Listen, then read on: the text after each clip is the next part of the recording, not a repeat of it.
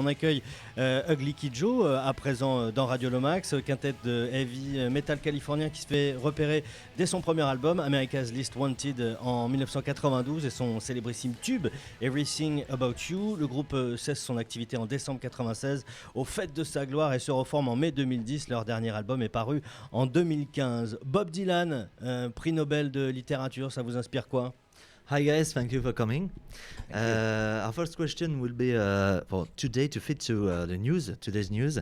What do you feel about Bob Dylan's being rewarded with a Nobel Prize? I think it's beautiful. You know, he's inspired a lot of people, right?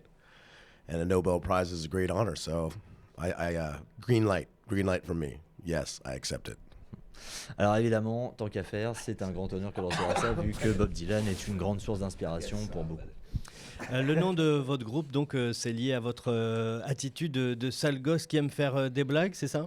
To come back to your band, where does the name of your band come from? Is it linked to your attitude, bad kids loving and playing jokes? Klaus, where did the band name come from? A band called Pretty Boy Floyd in Hollywood, California. We were going to do a show with them, and as a joke, we said, well, let's be Ugly Kid Joe, opening for Pretty Boy Floyd. And we never did the gig, but the name stuck, so there you go. Alors en fait, c'est une espèce de foutage de gueule pour un groupe, d'un groupe pour lequel ils allaient ouvrir en Californie, qui s'appelait Pretty Boy Floyd, et eux ils ont dit on va faire le contraire, Ugly Kid Joe. Voilà. La naissance de Ugly Kid Joe, elle correspond à la sortie de l'album de Nirvana, Nevermind. Quel lien est-ce que vous avez pu avoir avec Nirvana? Quelle était l'ambiance de l'époque au début des années 90? Ugly Kid Joe arrived on the scene just weeks after Nirvana released their 1991 album Nevermind. Did you have relationships with them? How was the mood in those early 90s? No, we never met any of those guys, but yeah, that was a huge record. great album. We loved it, and you know, that was a fun year. Il y a pas de rapport du tout entre No relationship. No, I never met them. None of us did. Donc en effet, They were in Seattle and we were in Santa Barbara, so. Et dans l'ambiance, dans le. What do you, how were you living in your music in the early 19s? Where were we living? How were we living? Is that what you're saying? Yes. We were living in the aesthetics. The. Are you asking what our lifestyle was? Yes. Oh, okay, good. In music, yeah, in music way. Yeah, well, we all lived in a town called Isla Vista. It's like the college town for UCSB, which is like a UC college in Santa Barbara, California. And it's the most densely populated square mile west of the Mississippi. And it's just filled with kids drinking beer and having a good time, burning couches, surfing, hanging out. And then we lived that, we lived, on people's couches. And we started a band and we played music in the streets. And you didn't necessarily have to be very good at music, but people would watch you. And you could, manifest some cool experiences. And one of those experiences was this band somehow getting a record deal and traveling around the world. So we came from pretty much a college town, and that college town is Isla Vista, California. Alors en fait, ils viennent de Isla Vista, où il y a, en gros une grosse cité universitaire, avec plein de mecs qui font du surf, qui font eux-mêmes vivaient plus ou moins dans des squats, faisaient de la musique dans la rue en mode balèque, et ça a été une grande expérience pour eux justement de vivre dans cet esprit-là. Et donc en même temps, les vraies références, elles restent les Red Hot Chili Peppers, Faith No More, plus les ombres tutélaires, Lemmy de Motorhead et Ozzy Osbourne. Que représentent ces deux gars-là pour vous? Your true references come from Red Hot Chili Peppers, Faith No More, and some shades of Lemmy and Ozzy. What does these guys represent to you? Well, Faith No More and Red Hot Chili Peppers are just incredible, inspiring bands, right?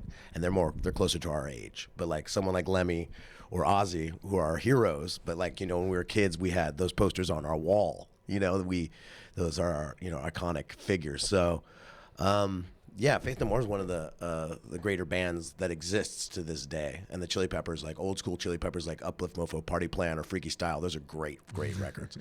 And inspiring. We loved. When I went to, I remember we first saw the Chili Peppers and we realized like it could be done differently.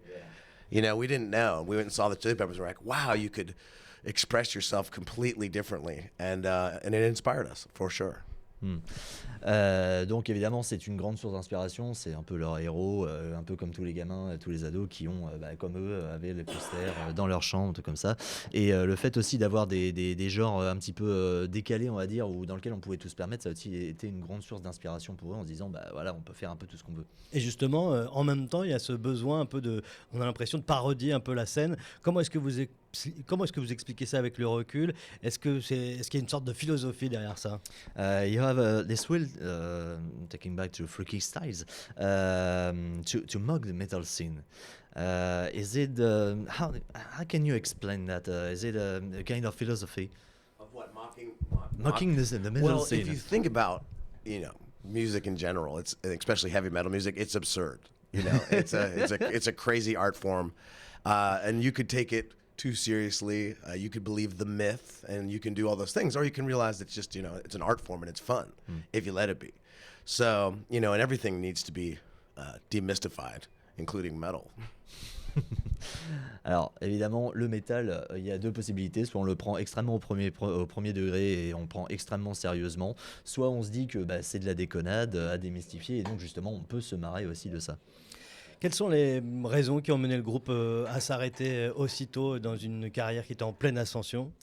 To come back to your history, what were the reasons to stop so early your ascending career? Ascending career. Yeah. No, I mean, we had been together for about 7 years, and we joke about the 7-year itch, but maybe it was a little bit of that, 7 years. And, yes, okay, audio, check.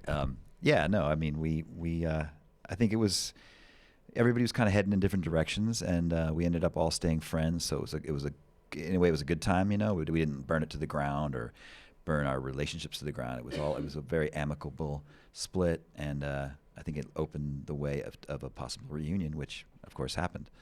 So yeah, and it wasn't exactly in the ascent, it was more of the descent. The band. Alors donc en fait l'idée c'est qu'ils ont préféré, comme ils avaient un petit peu chacun des projets dans tous les sens, ils ont préféré s'arrêter avant de se foutre sur la tronche en fait, tout simplement en se disant voilà, autant qu'on arrête maintenant, qu'on aille chacun dans notre voie et puis qu'on parte en bon terme plutôt que de continuer au point de se vautrer quoi. Et puis ensuite vous vous êtes ensuite vous vous êtes manqué ou quoi? Qu'est-ce qui s'est passé? Pourquoi est-ce que vous avez décidé de vous y remettre alors? Then which reasons led you to bring back the band from its ashes? Shannon Larkin, the drummer, and Dave Fortman, the guitar player, were working on a record together, a Godsmack album. Dave producing and Shannon on drums, of course, and they just kind of got the idea, couldn't we do that? Because Dave at the time had a really nice recording studio in Louisiana, and he's a world-class producer. So they called us, and me and Whit were like, yeah, sure, let's do it. And it worked out great because, like I said, Dave, not only is he a great producer, but he had a really nice studio at the time, and we got to do the record there. And, of course, Cordell we found within a couple weeks, tracked him down, and he showed up as usual and killed it. So, yeah. Alors donc en fait c'est parce que deux des membres du groupe jouaient ensemble dans Godsmack et au final ils se sont dit tiens, si on rappelait les copains, qu'on refaisait un truc ensemble, et puis au final voilà, ça s'est déroulé comme ça.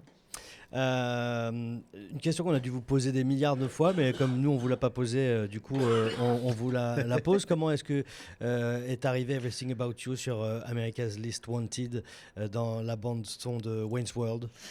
So the mainstream question, can you tell us how Everything About You came to appear on Wayne's World soundtrack? You could probably answer this because Yeah. Well, after I wrote the song in 1989, I think it was. It was what was his name? Dana Carvey, who played Garth. He was an old friend of mine who got in touch. He said he was doing this film with his friend Wayne, and he just said, "Can I use the song?" And I said, "Well, it's going to cost you $1 million." And he said, "That's totally fine." So there we were. It was almost like nepotism. Yeah, exactly. Alors donc en fait Thanks, man. La chanson a été écrite en 1989 et comme il est pote de Dana Carvey qui interprète le rôle de Garth dans Wayne's World, Dana Carvey a demandé, lui a dit écoute, ta chanson me branche, est-ce que je peux te l'emprunter pour la mettre dans la BO du film? Il a dit ouais ok, mais contre $1 million. Voilà. Et ça a fonctionné. Percent of that is true. C'est à 30% vrai, évidemment. Dernière question, parce que voilà, il va falloir aller au concert maintenant, puisque le concert ne va pas tarder à démarrer. Vous avez intitulé votre dernier album Uglier Than They Used to Be. C'est une sorte de réponse à votre première EP, on peut dire ça? One last question, because we don't have a real time. You entitled, your last album Uglier Than They Used to Be. Is it a way to respond to your first EP that was Absolutely. as ugly as they want to be? Genius. Yeah, You're a genius.